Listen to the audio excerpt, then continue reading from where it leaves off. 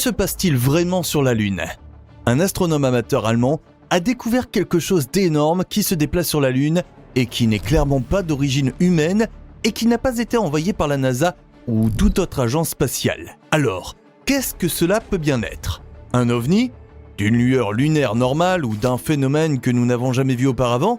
Depuis que les gens observent la Lune, ils y ont vu des lumières pour lesquelles il n'y a pas d'explication. C'est ainsi qu'est née l'histoire de l'homme dans la Lune, et elle nous glace le sang lorsque nous réfléchissons à ce qu'elle signifie vraiment. La Lune est un corps céleste qui est fermement attaché à la Terre.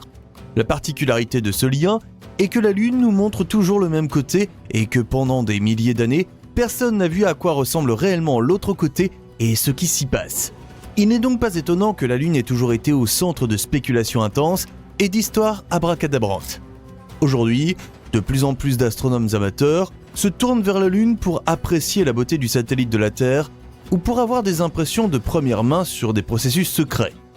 Un Allemand passionné d'espace a regardé la Lune avec son télescope et a vu ceci. La lumière est d'abord petite et suscite immédiatement l'intérêt de l'observateur avec cette délicate lueur rougeâtre. De quoi s'agit-il ? La NASA explique généralement les phénomènes lumineux et les taches qui semblent apparaître devant la Lune par des satellites reflétant la lumière du Soleil. Mais cet objet nous montre immédiatement qu'il ne s'agit certainement pas d'un satellite. Il s'approche lentement de la Lune et il devient clair que cette lumière ne passe pas devant la Lune. Elle semble se diriger vers la surface de la Lune et soudain, la lumière se disperse en forme triangulaire devant l'objet. Le rouge devient encore plus clairement visible et l'objet de plus en plus mystérieux. Ce qui nous semble minuscule ici doit être un objet gigantesque comparé à la taille de la Lune. À un moment donné, les traces de lumière disparaissent et c'est comme si ils n'avaient jamais été là. Depuis la publication de la vidéo, la communauté internet spécule sur ce que cet objet aurait pu être. La vidéo est-elle réelle ou s'agit-il d'un faux ? Nous ne le savons pas, mais nous savons que les observations d'objets étranges et de lumière autour de la Lune sont presque quotidiennes et qu'il y a peut-être une raison à cela. 1, 2 ou 3 points. Au fil des décennies, des dizaines de vidéos et de photographies d'observation de lumière autour de la Lune se sont accumulées. Parfois, on peut apercevoir 1, 2 ou 3 lumières ostensibles. Mais lorsque la Lune est brillamment éclairée, on aperçoit des objets qui n'apparaissent pas aussi brillants que la lumière, mais qui sont visibles sous forme de taches sombres devant la Lune. Les scientifiques expliquent ces lumières brillantes par les phénomènes lunaires transitoires, PLT. Les rapports d'observation de lumière inhabituelle sur la Lune remontent au VIe siècle. Même à l'heure actuelle, les scientifiques ont observé des lumières, des changements de couleur ou même de brefs assombrissements qui provoquent des changements temporaires dans l'apparence de la Lune.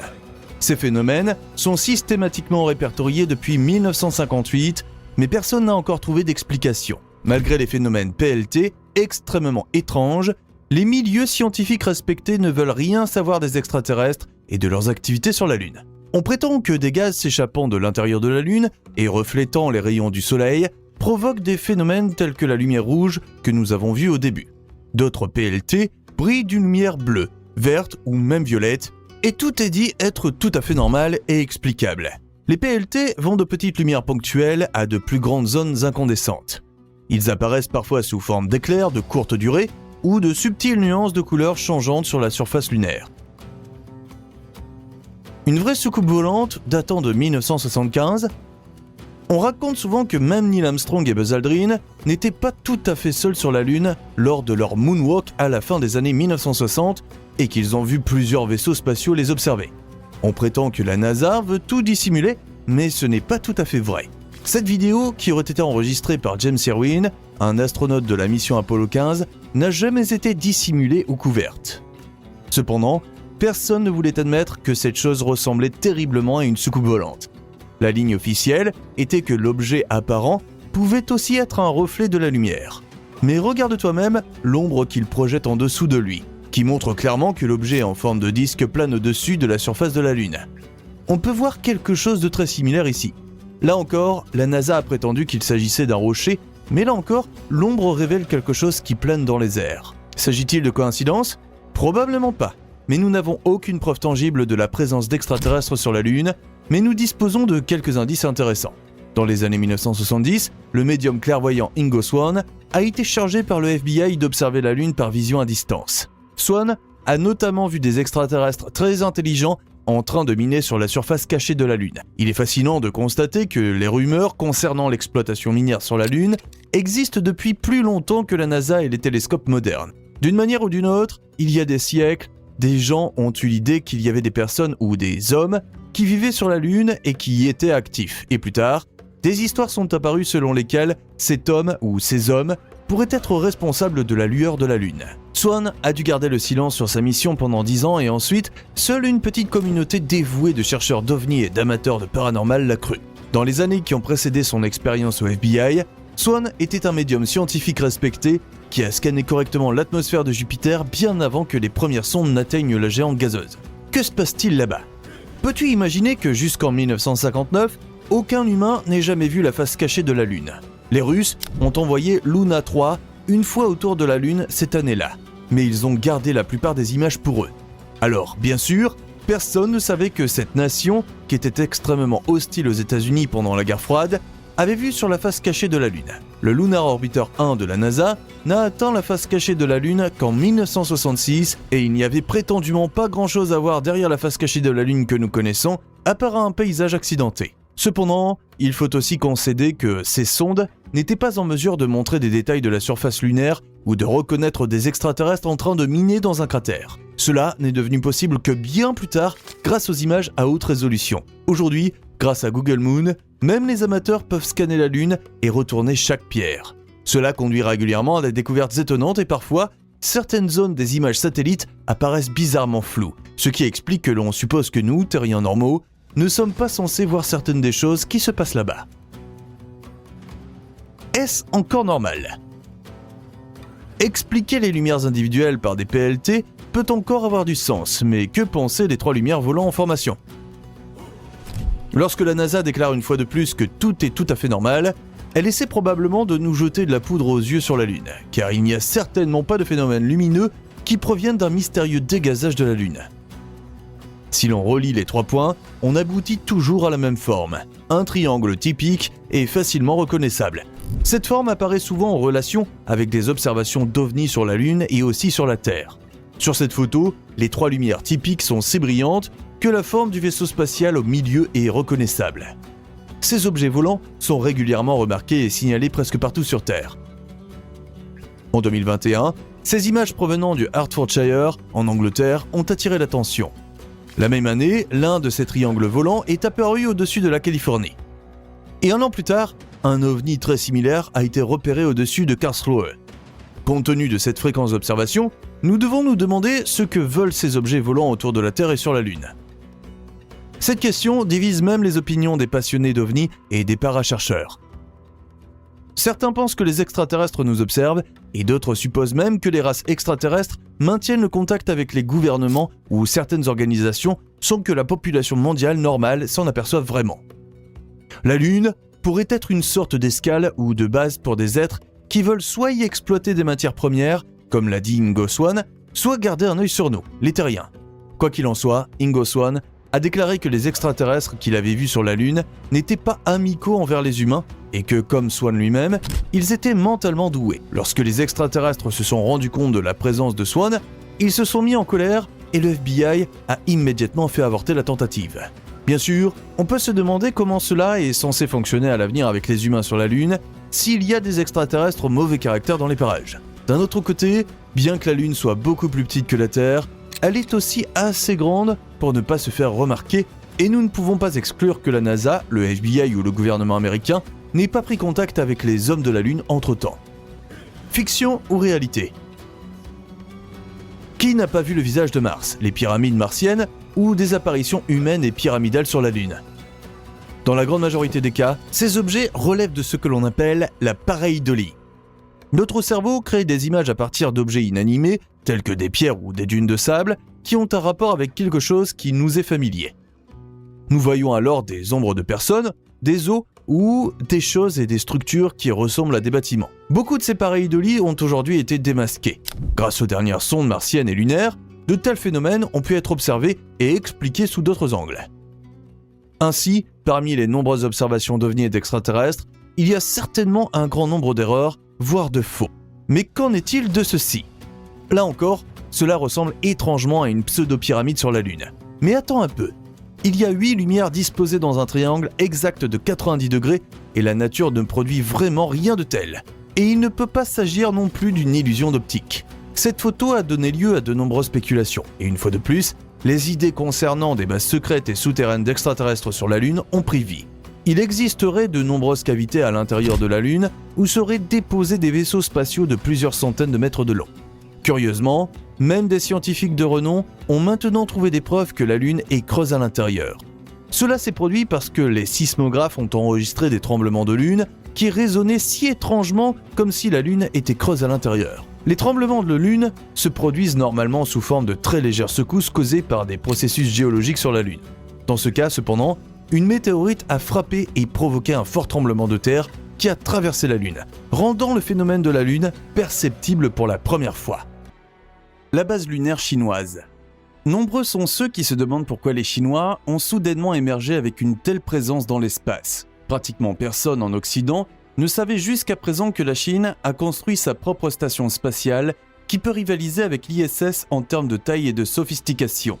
Personne ne savait non plus que la Chine construit de meilleures fusées que la NASA et qu'elle est technologiquement proche des fusées de SpaceX, qui brillent avant tout par leur réutilisation. On a presque l'impression que la Chine a secrètement et discrètement mué en ce lieu pour montrer maintenant au monde entier de quoi la nation est faite, et surtout ce qu'elle a l'intention de faire avec l'espace. Les ambitions du pays vont bien au-delà du prestige national. Les chercheurs chinois savent quel trésor recèle la Lune, et il semble presque que les scientifiques du pays aient eu la bonne intuition en misant pleinement sur la Lune au lieu de déverser des milliards dans l'exploration de Mars. La Chine a fait des découvertes sur la Lune qui changeront à jamais ta vision de l'espace, et Michio Kaku n'a révélé que récemment toute l'étendue de ces choquantes découvertes. Les dernières découvertes ne sont qu'un début, et dès 2028, la Chine prévoit d'établir sa première base lunaire habitée. Le pays se retrouvera ainsi sur la Lune bien avant la NASA et SpaceX, ce qui pourrait lui donner un avantage décisif. Pour développer pleinement la Lune, les ingénieurs et scientifiques chinois misent sur l'optimisation de l'énergie nucléaire pour une propulsion fiable et continuent de développer des capsules spatiales, des véhicules et des robots. Des atterrisseurs, des orbiteurs, des rovers ainsi que la première imprimante 3D devraient bientôt atterrir sur la Lune. Dans le cadre des missions Chang'e 6, 7 et 8 qui seront lancées dans les années à venir, les astronautes chinois seront très probablement les premiers humains à construire des infrastructures sur la Lune. Chang'e 6 devrait rapporter jusqu'à 2 kg de matériaux lunaires en 2026 et aborder la question des autres ressources disponibles sur la Lune. Dans le même temps, un nouveau satellite relais lunaire sera lancé pour assurer des communications sans faille avec les missions au pôle sud de la Lune. Immédiatement après Chang'e 6, la mission Chang'e 7 sera présente avec un orbiteur, un atterrisseur, un rover et un mini-détecteur de vol. Les objectifs sont d'explorer la topographie lunaire, de prélever davantage d'échantillons de roches et d'explorer l'environnement lunaire. En 2028, Chang'e 8 apportera la technologie d'utilisation des ressources sur le terrain et créera les premiers composants imprimés en 3D pour la future base lunaire. Ensuite, tout sera prêt pour que les astronautes résident en permanence sur la Lune à partir de 2030. La Chine alloue des milliards de dollars aux voyages spatiaux et ce méga investissement pourrait être plus que rentable à l'avenir, car on a trouvé sur la Lune des choses que personne ne pensait possibles. De l'eau sur la Lune. Tu as probablement encore en tête l'idée que la Lune est un endroit plutôt sec, gris et ennuyeux. Mais si nous te disions qu'il y a des millions de tonnes d'eau sur la Lune, l'abondance d'eau sur la Lune n'était vraiment pas apparente à première vue. Ce n'est que lorsque le rover Chang'e 5 a découvert la quantité d'eau que l'on trouve réellement sur le satellite de la Terre. Chang'e 5 a prélevé des échantillons dans la région lunaire appelée Oceanus Procellarum et les a renvoyés sur Terre. Une fois de retour en Chine, des scientifiques de la faculté d'astronomie de Pékin ont analysé les échantillons et ont découvert quelque chose d'incroyable. Il y avait un très grand nombre de minuscules billes de verre dans environ une poignée de poussière lunaire, et chacune de ces billes contient une minuscule quantité d'eau piégée dans le verre. Ces billes se sont probablement formées lors d'impacts importants, tels que les impacts de météorites et d'astéroïdes. Les températures extrêmes ont transformé la poussière lunaire en verre, un phénomène que nous connaissons également dans les cratères d'impact sur Terre. Comme la Lune a été exposée à de nombreux impacts, Les scientifiques soupçonnent que ces perles de verre se trouvent partout sur la Lune, de l'équateur au pôle. L'eau contenue dans le verre est probablement le résultat direct du rayonnement solaire. Les scientifiques pensent que les atomes d'hydrogène chargés positivement, provenant des vents solaires, pénètrent dans les billes de verre et se combinent à l'oxygène. Lorsque le soleil chauffe ces billes, elles cèdent une partie de leur hydrogène. À proprement parler, il pourrait y avoir environ 2000 kg d'eau dans chaque tonne de poussière lunaire. Et ce qui est encore plus étonnant, c'est que cette eau peut être extraite des billes simplement en les chauffant. Au total, les billes de verre contiendraient un réservoir d'eau totalisant 270 milliards de tonnes. En 2010, la NASA a estimé que les cratères du pôle Nord de la Lune contenaient environ 600 millions de tonnes de glace. Les ressources en eau sur la Lune sont donc vastes, bien qu'elles ne puissent jamais se produire sous forme d'eau libre comme ici sur Terre, en raison des températures et de l'absence d'atmosphère. Des lacs et des rivières lunaires artificielles sont impensables, mais le vaste réservoir d'eau pourrait constituer une source de vie pour les astronautes et les futurs colons lunaires. L'eau ne sert pas seulement aux astronautes comme eau potable ou pour irriguer les serres lunaires. L'eau peut aussi être utilisée pour produire du carburant. Mais ce n'est pas tout. Les échantillons lunaires ramenés de Chang'e 5 ont révélé un autre secret. Avec l'hélium 3 dans la nouvelle ère énergétique. En plus de l'eau, Chang'e 5 contient également un minéral totalement nouveau qui, jusqu'à présent, n'a été trouvé que sur la Lune. Le cristal, qui s'est formé il y a environ 1,2 milliard d'années pendant une période d'activité volcanique sur la Lune, contient un ingrédient extraordinaire, l'hélium 3. L'hélium 3 est une substance qui pourrait résoudre immédiatement notre problème d'énergie et même arrêter la catastrophe climatique. Cet isotope est extrêmement propice à la fusion et pourrait enfin offrir à l'humanité la possibilité de produire de l'énergie à partir de la fusion atomique. La fusion atomique produit beaucoup plus d'énergie que la fission des atomes et ne laisse pas de déchets radioactifs. Les réacteurs à fusion seraient donc à la fois beaucoup plus efficaces et respectueux de l'environnement. Mais jusqu'à présent, nous n'utilisons pas cette source d'énergie car l'hélium 3 est si rare sur Terre qu'il ne vaudrait pas la peine de mettre en route un réacteur à fusion juste pour consommer ce gisement minime. Avec le gisement probablement gigantesque d'hélium 3 sur la Lune, cela pourrait changer dans un avenir proche. Jusqu'à présent, l'exploitation de ces ressources se heurte encore à un défi de taille. Le transport de la roche de la Lune à la Terre est un effort dont les coûts sont difficiles à calculer pour l'instant. Cependant, il est déjà certain que la capacité de chargement d'une navette spatiale pourrait à elle seule approvisionner les États-Unis en énergie pendant 1 an. Mais aucun homme n'a été sur la Lune depuis près de 50 ans. Et même les astronautes d'Apollo n'ont visité la Lune que pendant quelques heures. Nous devons développer la Lune maintenant si nous ne voulons pas nous priver de ce changement vers une ère d'énergie propre. La perspective de pouvoir extraire de l'hélium 3 sur la Lune continue de stimuler les efforts spatiaux de la NASA et de la Chine dans un sens positif. De grandes entreprises énergétiques sur Terre ont déjà manifesté leur intérêt et pourraient apporter un soutien financier aux futures missions. Dès 2024, la mission Chang'e collectera pour la première fois des échantillons de la face cachée de la Lune. Y a-t-il un danger sur la Lune ? Avant que les humains ne puissent rêver d'un développement économique de la Lune, nous devons en apprendre davantage sur ce corps céleste. Nous ne savons pas encore ce que nous pourrions y déclencher avec nos activités, ni quel danger jusqu'ici sous-estimé nous guette sur la Lune. Chang'e 4, le premier rover lunaire chinois, a atterri sur la Lune le 3 janvier 2019 et a fait une autre découverte surprenante sur son site d'atterrissage situé sur la face cachée de la Lune par rapport à la Terre. Une substance inhabituelle ressemblant à un gel. Cette découverte s'est produite plus par accident, alors que le rover s'apprêtait à faire sa pause de repos quotidienne pour éviter la chaleur du soleil de midi. Alors que les caméras s'abaissaient, un scientifique a remarqué quelque chose de bizarre sur l'une des images. Une substance gélatineuse d'une couleur étrange. Un examen plus approfondi, à l'aide des spectromètres infrarouges du rover, n'a fourni aucune donnée connue sur la composition de la substance, ce qui signifie en clair qu'elle est totalement inconnue. Depuis, les experts se demandent s'il s'agit d'un vestige d'une violente collision avec une météorite ou d'une forme de matière inconnue jusqu'alors. Malheureusement, la Chine n'a pas encore publié d'image de cette substance. Avec le reste du monde scientifique, les voyageurs de l'espace chinois n'ont partagé que les informations de base sur cette découverte inhabituelle. Bien entendu, cela a également alimenté les rumeurs concernant un éventuel indice de vie extraterrestre sur la face cachée de la Lune.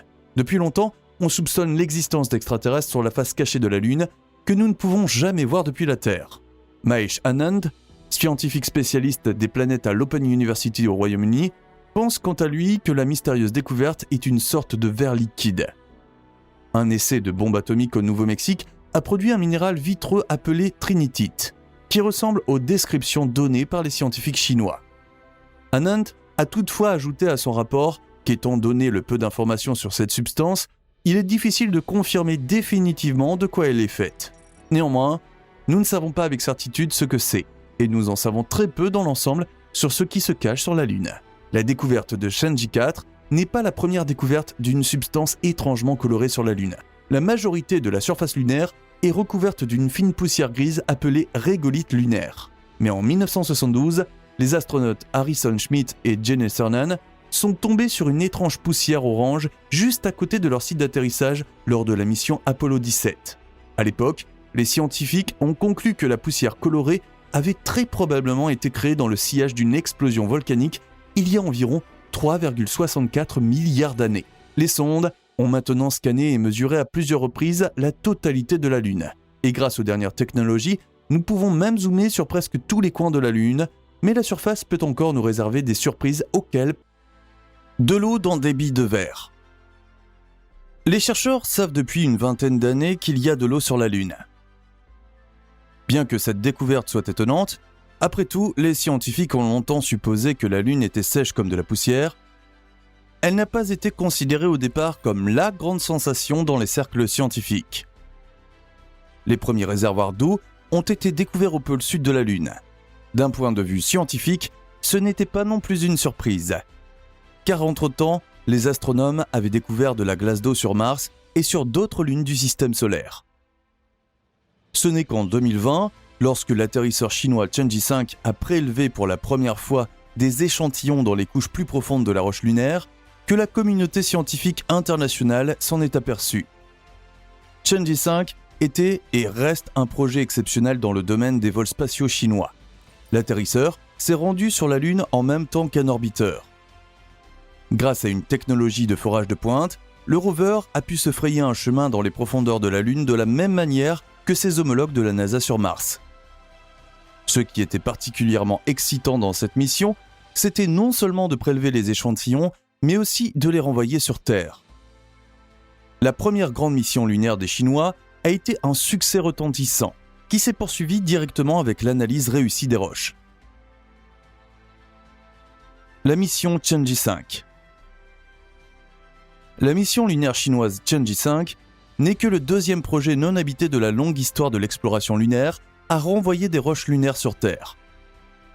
La dernière fois que cela s'est produit, c'était il y a plus de 45 ans avec la mission soviétique Luna. Et bien sûr, les astronautes d'Apollo ont également ramené des roches sur Terre.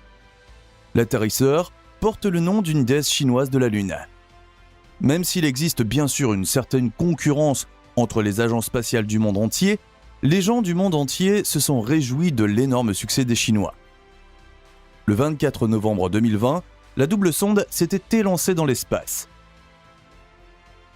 Après un court séjour en orbite lunaire, elle s'est posée sur la Lune le mardi 1er décembre. Pilotée depuis la Terre, Chang'e 5 a fouillé le sol lunaire à la recherche d'un site d'atterrissage et de forage approprié.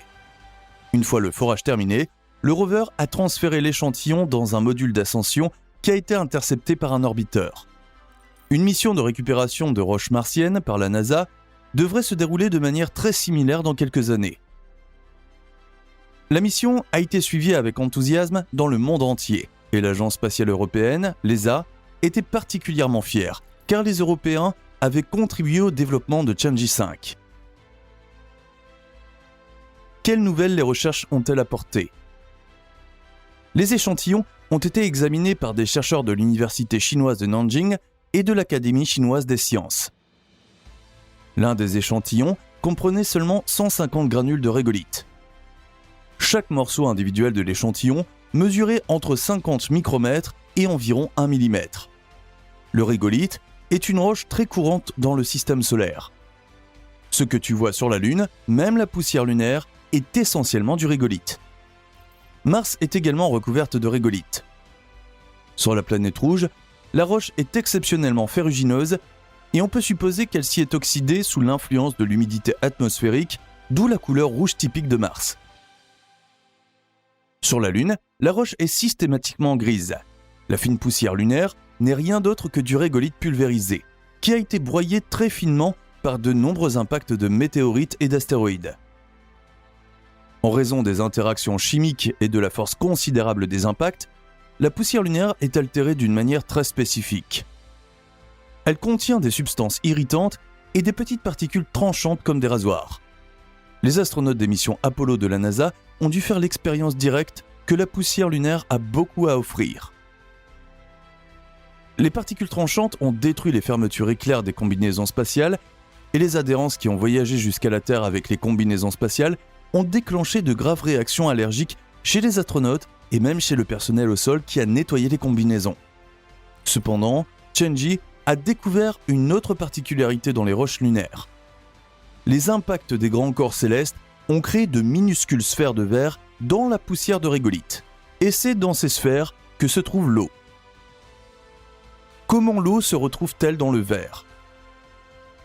C'est une nouvelle passionnante. L'idée qu'il y ait de l'eau enfermée dans du verre partout dans la poussière lunaire est fascinante. Les chercheurs ont calculé que toute l'eau piégée dans la poussière lunaire suffirait à créer de grands lacs ou de grandes rivières. Devons-nous donc revoir notre image des corps célestes secs et poussiéreux ? Il semblerait que oui, car il y a probablement beaucoup plus d'eau sur la Lune que ce que l'on pensait jusqu'à présent. Selon l'analyse des scientifiques chinois, 120 parties par million sont constituées d'hydroxyle ou de H2O pur. Le sol lunaire contient probablement entre 120 et 100 grammes d'eau par tonne. Nous ne pouvons donc pas encore dire avec certitude si la concentration d'eau sur la Lune est uniformément répartie. Comment cette eau est-elle apparue ? Il n'existe actuellement qu'une seule explication concluante. Les vents solaires transportent de l'hydrogène directement de l'atmosphère solaire à travers le système solaire. Par le biais de réactions physiques et chimiques, de minuscules quantités d'eau se forment dans les billes de verre contenues dans la roche lunaire. Les chimistes appellent ce processus la diffusion. Des calculs ont montré que plus de 270 milliards de litres d'eau pourraient être stockés sur la Lune de cette manière. Les billes de verre, quant à elles, ont été créées lors d'impacts massifs. Sous l'effet de la chaleur et de la friction, les minéraux de la roche lunaire se sont transformés en verre. Heiji Wei, un chercheur de l'université de Nanjing qui a participé à cette étude, a déclaré à la chaîne d'information américaine CNN que les billes de verre sont réparties dans le monde entier sur la Lune. Il serait même concevable de mettre en place un cycle de l'eau fonctionnel sur la Lune grâce à des influences artificielles appropriées. Encore plus d'eau sur la Lune. Mais ce n'est pas tout ce que les scientifiques chinois ont découvert, car les échantillons prélevés par Chenji 5 ont révélé autre chose. Environ 60 particules par million présentaient des traces d'eau qui n'étaient probablement pas produites par les vents solaires, mais provenaient de l'intérieur de la Lune. Les scientifiques pensent maintenant qu'il y a des quantités d'eau encore plus importantes dans les couches rocheuses profondes de la Lune. Il est intéressant de noter que les chercheurs de l'Antiquité, ainsi que les astrologues, ont associé la Lune à l'élément eau pendant plusieurs milliers d'années. Cela paraissait complètement fou aux yeux de la science conservatrice d'aujourd'hui. Mais aujourd'hui, cette image est en train de changer, et les astrophysiciens et astrochimistes modernes se demandent si les savants de l'Antiquité savaient quelque chose sur la Lune qui est resté caché à nos recherches modernes jusqu'à il y a quelques années. Cependant, les dépôts d'eau sur la Lune n'ont rien à voir avec le fait d'avoir raison ou avec une comparaison avec l'astrologie ancienne, mais avec une utilisation très pratique. La Lune est à nouveau au centre des voyages spatiaux. La NASA prévoit à nouveau des vols habités vers la Lune. Dans le cadre de la mission Artemis, la Lune devrait être colonisée dans les prochaines décennies. Dans un avenir encore plus lointain, la Lune doit devenir une station de base pour les voyageurs de l'espace qui effectueront notamment le long voyage vers Mars. Il est également prévu d'utiliser la Lune pour le tourisme et l'industrie. La présence d'eau sur place simplifierait énormément tous ces projets. Par exemple, la culture des plantes dans des installations spéciales serait également possible sur la Lune. Depuis quelque temps, on teste en Antarctique une serre conçue pour résister à des situations cosmiques extrêmes. Sur Eden ISS, des radis, des tomates, des pois et des radis prospèrent dans des conditions de culture artificielle. La Lune au centre des voyages spatiaux. L'année dernière, après de nombreux rapports, la NASA a lancé la course d'essai Artemis vers la Lune. Le premier vol habité est alors prévu pour 2024. Cependant, la construction d'une station lunaire n'est pas prévue avant 2030. Si tu suis régulièrement notre chaîne, ou si tu fais partie de nos abonnés, tu sais sans doute que la NASA n'est pas la seule à vouloir se rendre à nouveau sur la Lune. Les multimilliardaires Jeff Bezos et Elon Musk veulent également utiliser la Lune. Alors que Musk a surtout des projets touristiques et veut construire un hôtel lunaire, Bezos rêve d'installations industrielles sur la Lune. La présence d'eau rend également ces projets plus tangibles. Nous pouvons également être sûrs que l'industrie spatiale chinoise ne manquera pas la course à la colonisation de la Lune. Le fait que les agences spatiales deviennent maintenant sérieuses est démontré par de nombreux projets internationaux dans lesquels des chercheurs et des esprits créatifs développent des concepts complets de maisons et de colonies lunaires. Avec le groupe international d'architectes Foster Plus Partners, l'ESA a déjà développé des concepts fantastiques pour les futures maisons lunaires. L'Allemagne travaille également sur les colonies lunaires. Les scientifiques du Centre de technologie spatiale appliquée de Brême compilent notamment des concepts de vie complets pour les colons lunaires. La NASA est actuellement déjà en train de chercher du personnel médical pour les missions spatiales. Il existe des procédures concrètes de candidature et de sélection pour les futurs médecins de l'espace.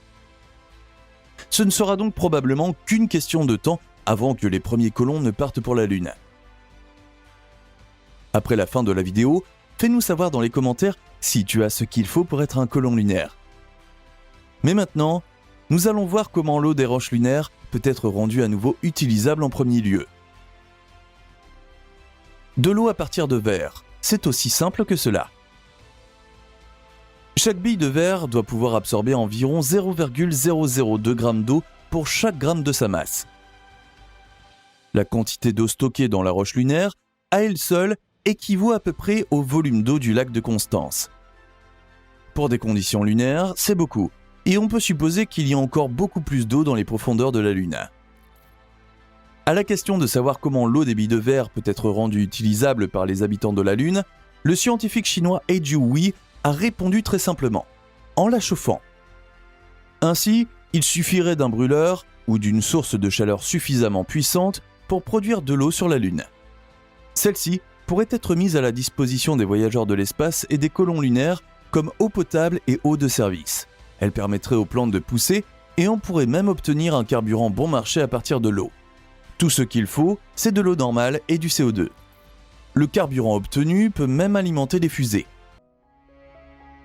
La Lune de glace Encelade, dimension, forme de la surface et propriétés. L'emblématique planète annulaire Saturne tourne autour du Soleil à une distance d'environ 870 millions de kilomètres. Cette planète gazeuse, qui, avec son diamètre d'environ 75 000 miles, est la deuxième plus grande planète de notre système solaire, jouit de la compagnie d'innombrables compagnons galactiques. Nous savons actuellement que Saturne est entouré d'au moins 82 lunes. L'un des satellites de Saturne les plus puissants et les plus mystérieux a toujours été la Lune glacée Encelade. Nous connaissons l'existence de ce satellite naturel qui a un diamètre équatorial de 300 miles depuis 1789. La raison pour laquelle Encelade est toujours au centre de l'intérêt scientifique apparaît clairement lorsque l'on examine la structure fascinante de sa surface. La surface extérieure du corps céleste est recouverte d'une dense couche de glace.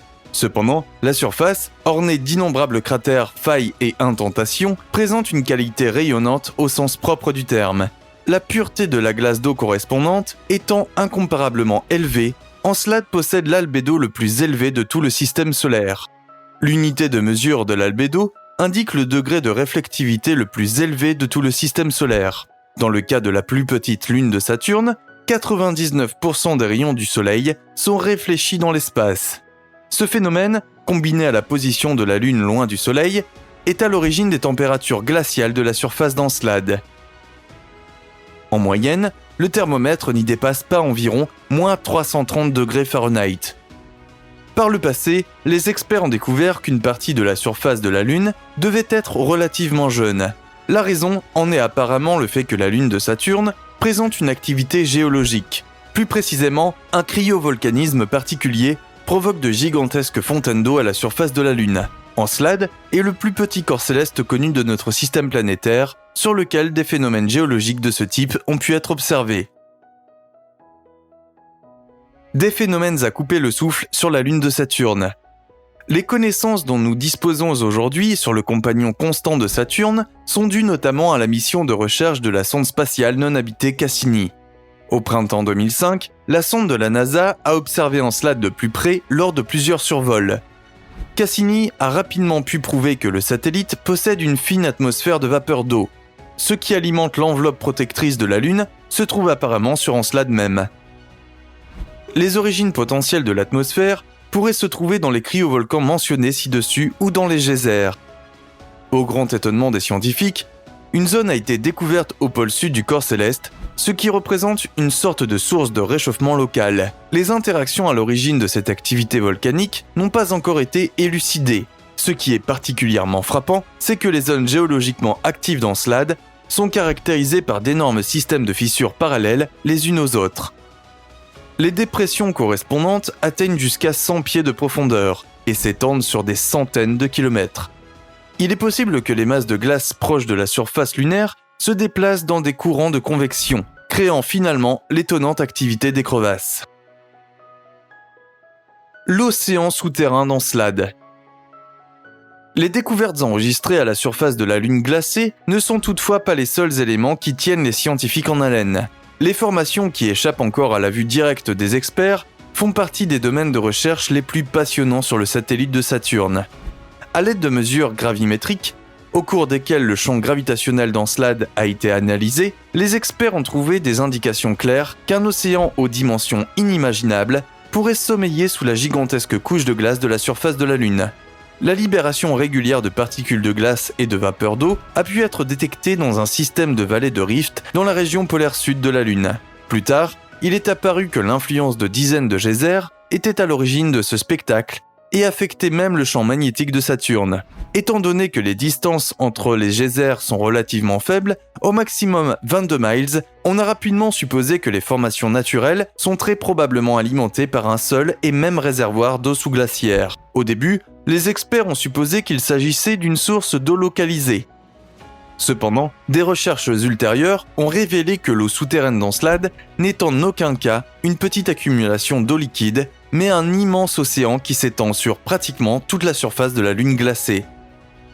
Plus précisément, l'océan souterrain permet de séparer l'épaisse couche de glace à la surface du satellite du noyau rocheux sous-jacent. Cette thèse est étayée par le fait que la rotation de la Lune est soumise à des fluctuations régulières qui sont beaucoup plus fortes que dans les corps célestes où le noyau rocheux et les coquilles de glace extérieures adhèrent l'un à l'autre. La présence d'eau sous une forme liquide permanente est considérée comme l'une des composantes de base du développement de la vie. Est-il donc possible que des micro-organismes de base se soient déjà formés sur Encelade ? La réponse révolutionnaire à cette question est probablement oui. Y a-t-il de la vie sur la Lune de Saturne ? La nature chimique des énormes fontaines qui sont régulièrement éjectées des geysers d'Encelade sur la surface externe de la Lune est à l'origine de cette hypothèse sensationnelle. Ainsi, non seulement des particules de glace et de vapeur d'eau, mais aussi du méthane ont pu être détectés dans ces émissions.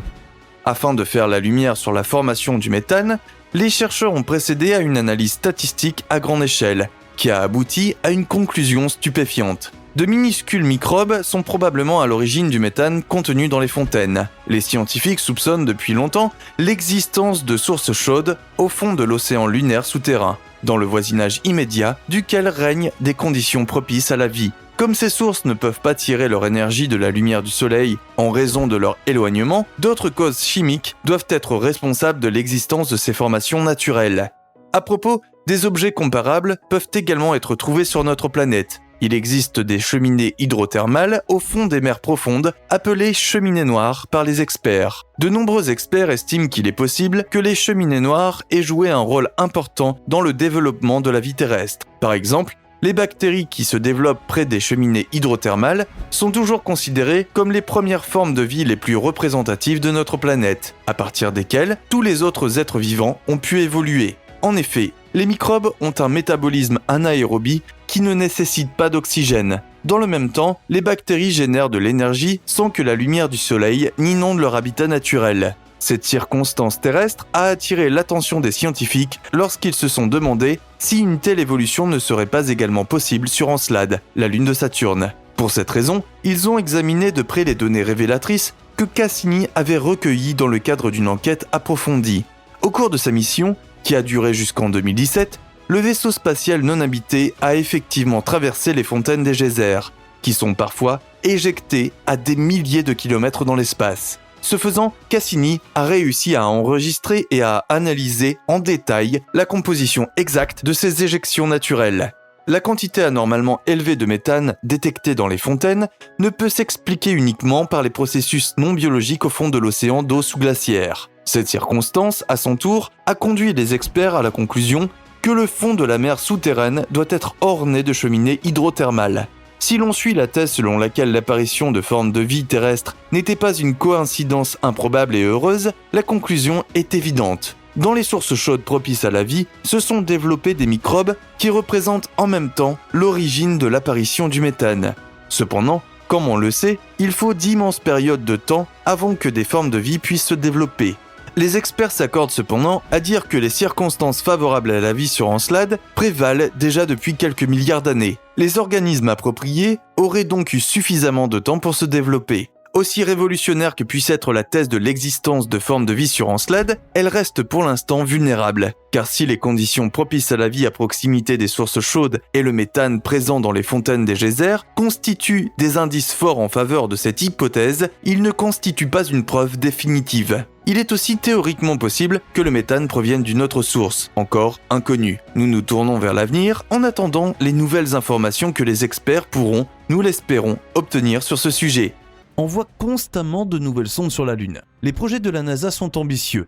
Après 2024, les humains doivent à nouveau atterrir sur la Lune pour la première fois depuis près de 45 ans et examiner en détail le satellite de la Terre pour la première fois. Mais si l'on regarde le bilan des missions lunaires, on doit craindre pour la sécurité des astronautes. Ce n'est qu'à l'été 2023 que la mission russe Luna 25 s'est écrasée sur la Lune et s'est brisée. De nombreux experts s'accordent à dire que les voyages spatiaux sont actuellement beaucoup trop rétrogrades et peu sûrs pour envoyer des humains sur la Lune. Certains d'entre vous argueront probablement que la NASA a envoyé près d'une douzaine d'astronautes sur la Lune dans les années 1960 et 1970 et qu'elle les a ramenés sains et saufs. Mais les experts s'accordent à dire que les capsules spatiales étaient plus sûres et plus solidement construites à l'époque qu'elles ne le sont aujourd'hui. Avec la perte de la flotte de navettes spatiales, la NASA a déjà dû admettre qu'elle n'était plus compétitive du point de vue technique et surtout du point de vue des coûts et des performances. En bref, les voyages spatiaux de qualité et sûrs sont devenus trop chers. Cela signifie-t-il que tous les projets de colonisation de la Lune sont compromis ? Si l'on regarde les bilans des échecs, cela pourrait être exactement le cas. Les projets réussis tels que les vols Apollo sont cités comme les meilleurs exemples de la recherche lunaire. Mais presque personne ne sait que Neil Armstrong et Buzz Aldrin ont failli perdre la vie lors de leur approche de la Lune. Si Aldrin n'avait pas été un pilote aussi exceptionnel, la navette spatiale Eagle aurait peut-être été perdue. Cependant, les milliards de téléspectateurs n'ont pu voir que les parties de la première lunaire qui ont été un succès. Apollo 15, en 1971, a été la première mission à transporter une voiture lunaire. Le monde entier s'est enthousiasmé en voyant les astronautes déchirer la poussière lunaire à bord du véhicule lunaire. Le fait qu'Apollo 13 ait failli tuer les 3 astronautes était déjà oublié. D'autres réalisations brillantes de la recherche lunaire ont été les sondes russes Luna 16, Luna 20 et Luna 24, qui ont apporté des échantillons de sol de la Lune à la Terre pour la première fois au début des années 1970. Ces succès ont été célébrés, mais qu'en est-il de toutes les missions Luna qui ont lamentablement échoué ? Les dernières missions lunaires se sont de nouveau très bien déroulées. La NASA a marqué des points dès 2009 avec le Lunar Reconnaissance Orbiter et même l'agence spatiale indienne avait réussi à placer une sonde en orbite lunaire 1 an plus tôt avec Chandrayaan 1. Mais ces 2 engins spatiaux d'exploration sont restés loin de la Lune, la plaçant en orbite à une distance de sécurité. Malgré tous ces succès, l'alunissage est toujours considéré comme difficile et risqué. Les Indiens ont également dû l'apprendre lorsque leur mission de suivi a échoué. Quelle est la cause de l'échec de ces missions ? La mission soviétique Luna en 1959 a été la toute première tentative d'envoyer une sonde sur la Lune. Cependant, la mission a échoué en raison de problèmes de communication et la sonde n'a jamais atteint la Lune. Le programme Ranger de la NASA a envoyé toute une série de sondes sur la Lune entre 1961 et 1965, dont les 6 premières se sont écrasées sur la Lune ou n'ont pas réussi à communiquer. La mission soviétique Luna en 1969 a échoué en raison des problèmes techniques et s'est écrasée en route vers la Lune. Nous avons déjà mentionné Apollo 13. La célèbre mission Houston, nous avons un problème, en 1970, a mis les 3 astronautes en danger de mort lorsqu'un réservoir d'oxygène a explosé. C'est par pure chance que les astronautes sont revenus sains et saufs sur Terre après un calvaire de 6 jours coincés dans le module d'atterrissage beaucoup trop petit. Les Indiens ont également été durement touchés, car après la bonne fortune de l'orbiteur Chandrayaan-1, la mission de suivi Chandrayaan-2 était censée placer un atterrisseur et un rover sur la Lune en 2019. Cependant, la sonde jumelle a eu des difficultés à se poser sur la Lune et s'est écrasée. Ces accidents ne se produisent pas par hasard. La Lune est considérée comme une destination dangereuse pour les voyageurs de l'espace et ne doit pas être sous-estimée. Tout d'abord, la gravité irrégulière sur la Lune est un facteur de risque difficile à calculer. La Lune n'a pas la même gravité que sur la Terre, car sa masse est inégalement répartie. Par conséquent, la gravité peut varier à différents endroits de la Lune. Ces irrégularités exigent une extrême précision et une planification minutieuse pour que les sondes spatiales et les modules d'atterrissage touchent la surface en toute sécurité.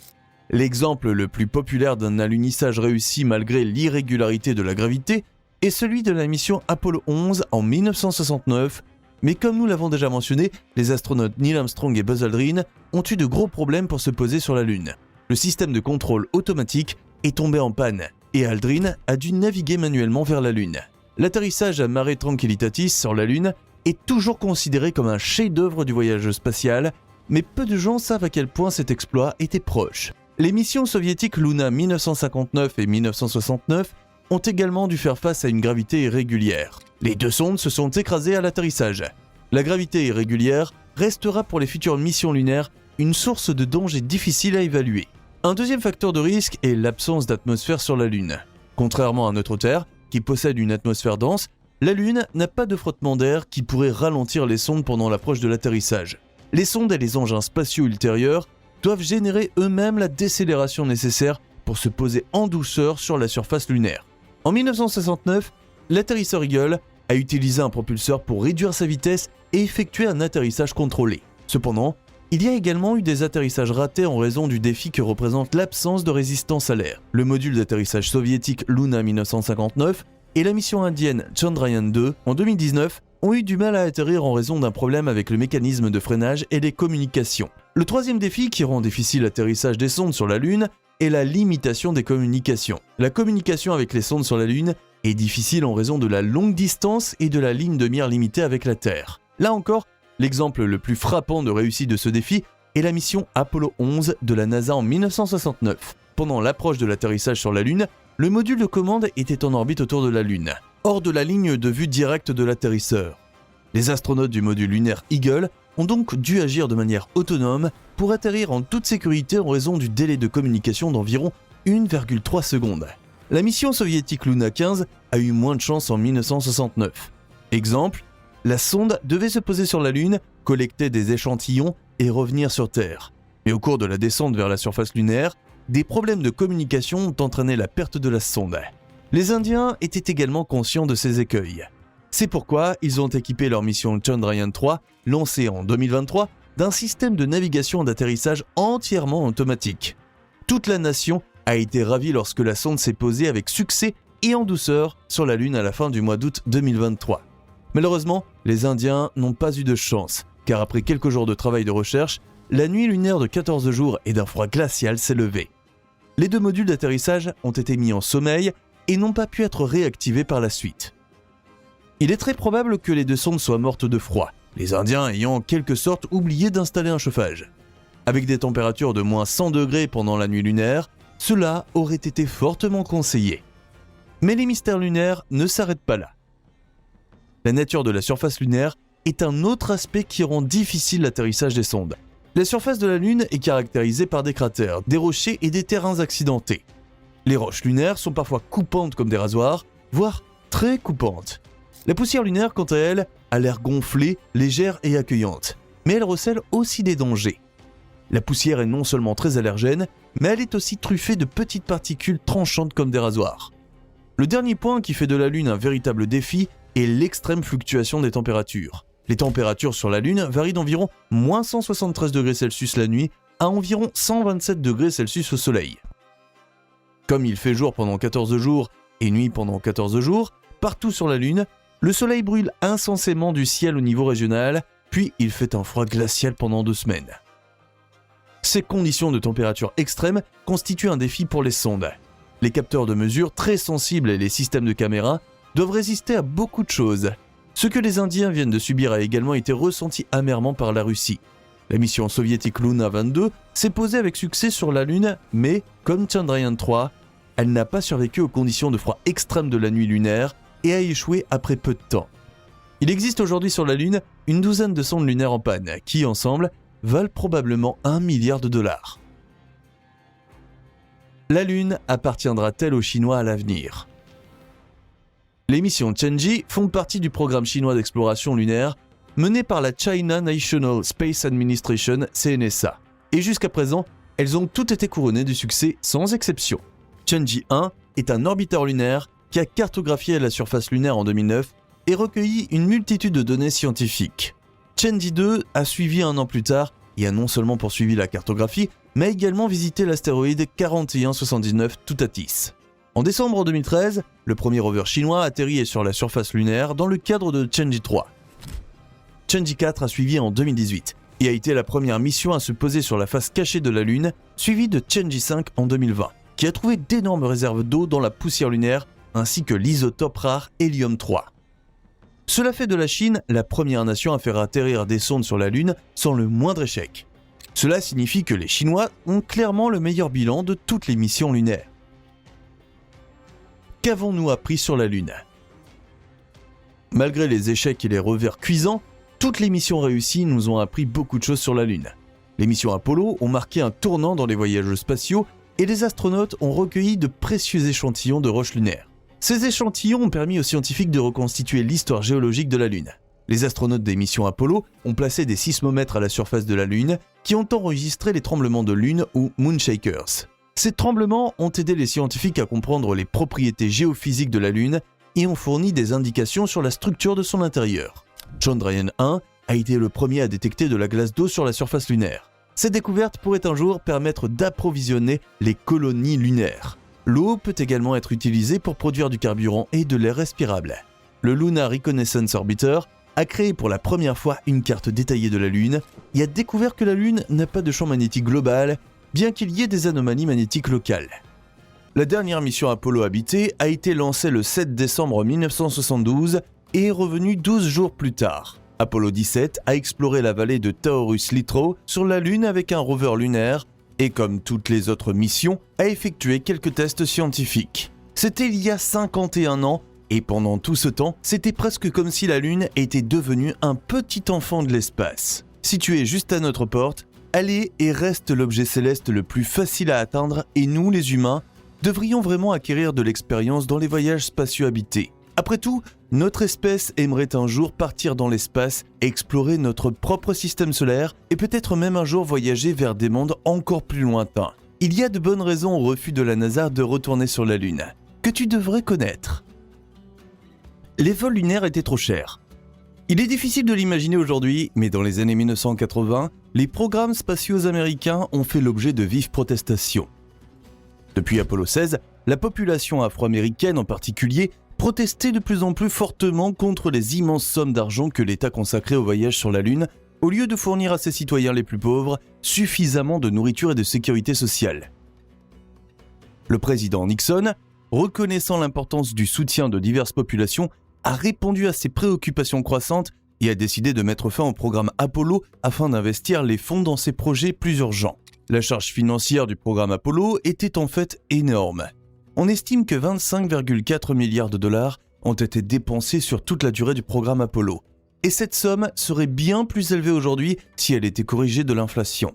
Ces dépenses ont alimenté la colère de certains citoyens, et la Lune était en quelque sorte aussi devenue ennuyeuse. Alors qu'en 1969, presque tous les Américains étaient encore rassemblés devant la télévision lorsque Neil Armstrong et Buzz Aldrin ont atterri sur la Lune, en 1980, seule une petite partie d'entre eux regardait encore. La décision de Nixon de mettre définitivement fin au programme Apollo a marqué un tournant dans toute la politique spatiale américaine. L'accent a été mis sur les sondes. Les sondes Pioneer avaient déjà été lancées dans les années 1970 et les 2 sondes Voyager ont fourni les faits marquants passionnants et des images uniques de l'espace presque chaque année à partir de 1979. Il n'était donc plus nécessaire de s'envoler vers la Lune, ni à des fins de recherche, ni pour des raisons de prestige. La Lune est-elle encore trop chère ? Entre-temps, les voyages dans l'espace ont connu depuis longtemps une renaissance. Nous avons exploré la quasi-totalité du système solaire avec des sondes, construit la station spatiale ISS dans l'espace, et oui, il est également prévu d'envoyer à nouveau des gens sur la Lune. Grâce aux nouvelles technologies et à l'évolution des réalités économiques, les États-Unis et d'autres nations veulent lentement coloniser l'espace. Bien que l'accent soit mis ici sur Mars, la Lune revient également sur le devant de la scène. Les ambitions d'Elon Musk et de SpaceX en particulier ont également ramené la NASA sur la Lune, et SpaceX a complètement chamboulé les voyages dans l'espace sur le plan économique. L'entreprise spatiale privée montre la voie. Des composants à bas prix, des étages de fusées réutilisables et de nouveaux carburants doivent faire avancer l'exploration et la colonisation de l'univers. Par rapport aux années 1960 et 1970, lorsque les missions Apollo engloutissaient des milliards de dollars, la dynamique des coûts des voyages spatiaux a considérablement changé. Aujourd'hui, le budget de la NASA est toujours conséquent. Il était d'environ 22,6 milliards de dollars en 2021. Mais les choses sont utilisées de manière plus efficace. L'inflation et les avancées technologiques ont complètement modifié la structure des coûts. Si certains aspects tels que les technologies informatiques de pointe et les matériaux spécialisés sont devenus plus coûteux, les innovations dans d'autres domaines ont permis de réduire les coûts. Parmi les exemples, on peut citer les nouveaux carburants et les véhicules de lancement qui fonctionnent de manière beaucoup plus efficace. La NASA a déjà économisé des milliards grâce à ses partenariats avec SpaceX. Lorsque la fin du programme de navette spatiale de la NASA était certaine, SpaceX avait déjà lancé les navettes spatiales Dragon et la NASA a économisé les coûts de développement de son propre nouveau programme de navette. Si les astronautes de la NASA doivent se rendre à l'ISS, ils volent avec SpaceX et SpaceX est également responsable de tous les vols de ravitaillement vers l'ISS. Ces développements ont certainement aussi contribué à ce que la NASA reprenne ses projets de retour sur la Lune. Ensemble, le projet est facilement gérable et l'intérêt pour l'exploration lunaire est à nouveau accru. Le premier module lunaire Orion a été lancé en 2022 dans le cadre du programme Artemis et les premiers humains devraient retourner sur la Lune dès 2024. Les premiers alunissages et explorations seront le fruit d'un projet commun entre la NASA et SpaceX qui est d'ores et déjà très attendu. Une catastrophe pour notre climat ? Comme tu peux probablement déjà l'imaginer, les fusées et les voyages spatiaux n'ont pas nécessairement un impact positif sur notre empreinte écologique. L'impact environnemental et la durabilité sont également arrivés dans les voyages spatiaux et ils le doivent. Le climat de notre planète change radicalement et nous ne pouvons pas continuer à lancer des fusées dans l'espace sans être conscients de l'équilibre entre les avantages et les inconvénients. Bien que le changement climatique et la protection de l'environnement aient également conduit à une vision plus critique des voyages spatiaux, les protestations contre les missions lunaires actuelles, telles que le programme Artemis de la NASA, ne sont pas aussi prononcées qu'au cours des décennies précédentes. Cela peut également s'expliquer par le fait que SpaceX se préoccupe de ces questions. Bien que le lancement d'une fusée classique libère des quantités importantes de dioxyde de carbone et de vapeur d'eau dans l'atmosphère, ce qui peut contribuer au réchauffement climatique, les émissions de carbone liées aux voyages spatiaux sont relativement faibles par rapport à d'autres sources de gaz à effet de serre. À elle seule, la société SpaceX a réussi à effectuer au moins une douzaine de lancements de fusées par an au cours de la dernière décennie. Depuis 2021, l'ambitieux programme Starlink a fait passer ce chiffre à plus de 30 lancements par an. SpaceX en est certainement consciente et fait des recherches sur le développement de carburants plus respectueux de l'environnement, tels que le méthane ou même les biocarburants pour les fusées. Mais revenons à la Lune.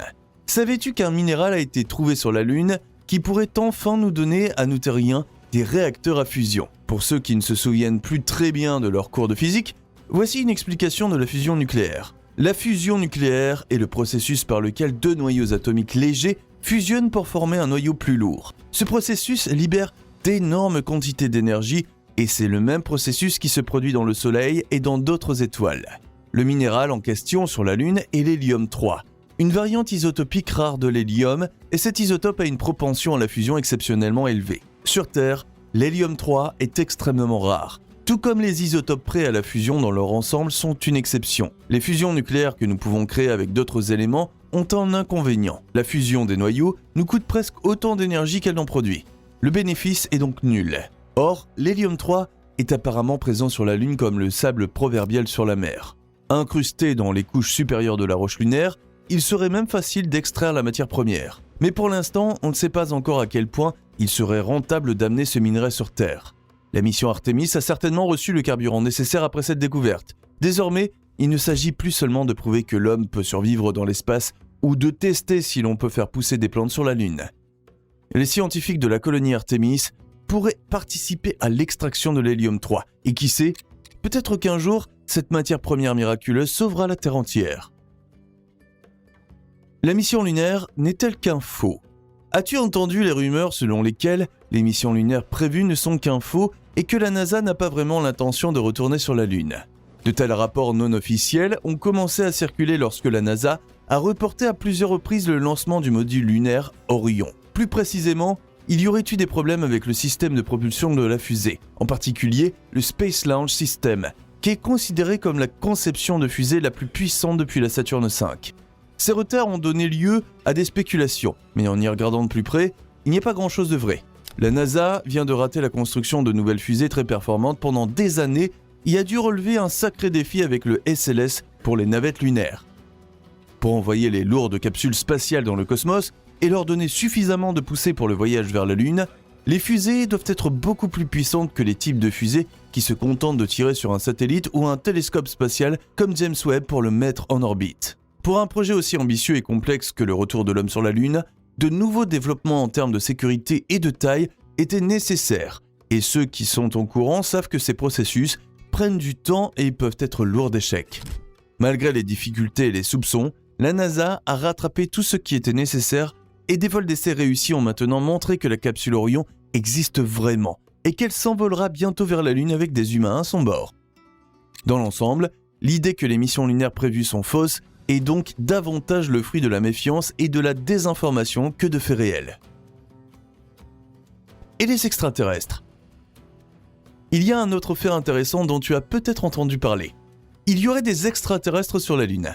Des sources non officielles de la NASA, des dénonciateurs et même des astronautes d'Apollo auraient confirmé l'existence des stations de créatures sur la face cachée de la Lune que nous appellerions des extraterrestres. Ils utiliseraient la face cachée de la Lune que nous ne pouvons jamais voir depuis la Terre pour exploiter des mines et faire d'autres choses. Les soupçons concernant l'exploitation minière sur la Lune ont longtemps été considérés comme complètement absurdes. Mais comme nous le savons depuis la découverte de l'hélium-3 sur la Lune, le lien n'est peut-être pas si farfelu. Les astronautes des dernières missions Apollo, en particulier, auraient été confrontés à la présence d'extraterrestres et la rumeur voulait que Nixon soit heureux d'annuler le programme lunaire et d'autres missions Apollo pour cette raison. Mais quel est le rapport avec la mission Artemis ? Nous n'en savons rien. Peut-être que la NASA a passé un accord avec les extraterrestres, ou peut-être que l'on nous mène par le bout du nez et que les alunissages de la NASA n'auront jamais lieu. Il est d'ailleurs frappant dans ce contexte qu'Elon Musk ait voulu construire les premiers hôtels lunaires il y a longtemps, et que SpaceX ne cesse de repousser ses projets. Le vol exclusif autour de la Lune pour des touristes lunaires bien payés prévu pour 2023 n'a pas non plus eu lieu parce que le vaisseau SpaceX n'est pas encore opérationnel. Si tu aimes les vidéos passionnantes comme celle-ci, abonne-toi dès maintenant.